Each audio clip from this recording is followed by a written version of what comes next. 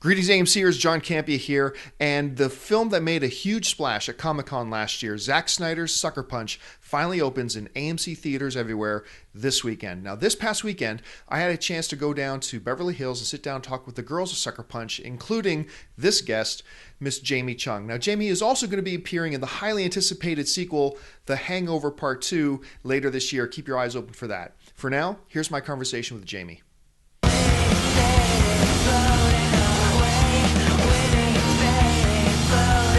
He knows what we're doing.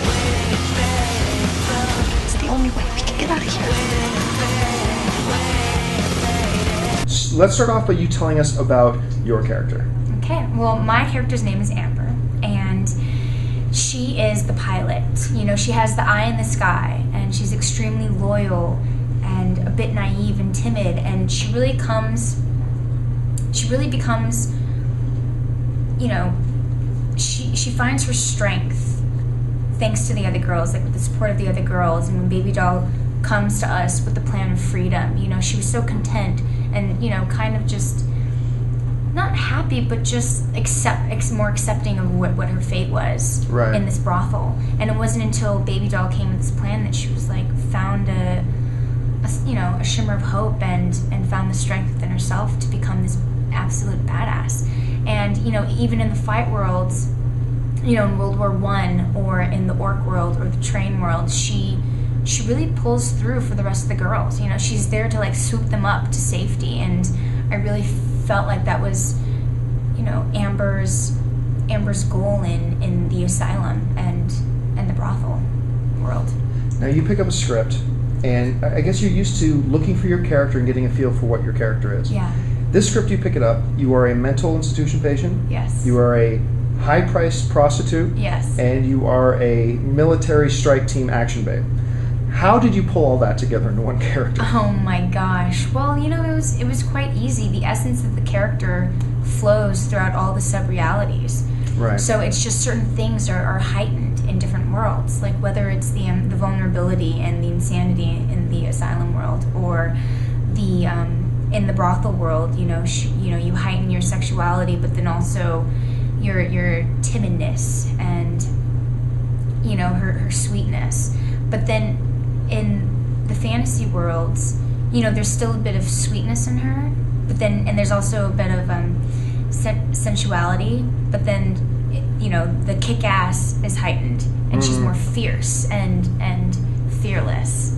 Now, I was talking with Emily earlier, and we talked about how when I watched the film, I got this feel that each one of the girls almost were a physical representation of a different layer of who Baby Doll was. Exactly.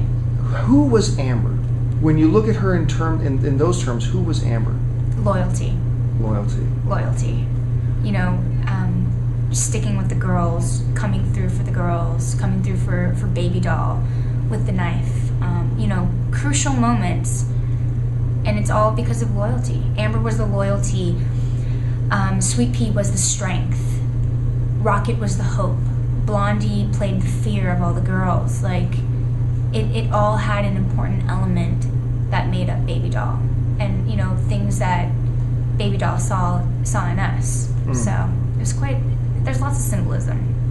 Talk for a minute about the physicality of the movie, because there's so much action in it. What was that like for you? Insane. I mean, I've done stunt work before and I've trained for certain projects, but there's nothing like we did. The capacity, the level of commitment, it was grueling and yet so rewarding. You know, we had 4 hours of working out in the morning, and then, you know, we had fight choreography and then gun training, and then we went off to dance rehearsals.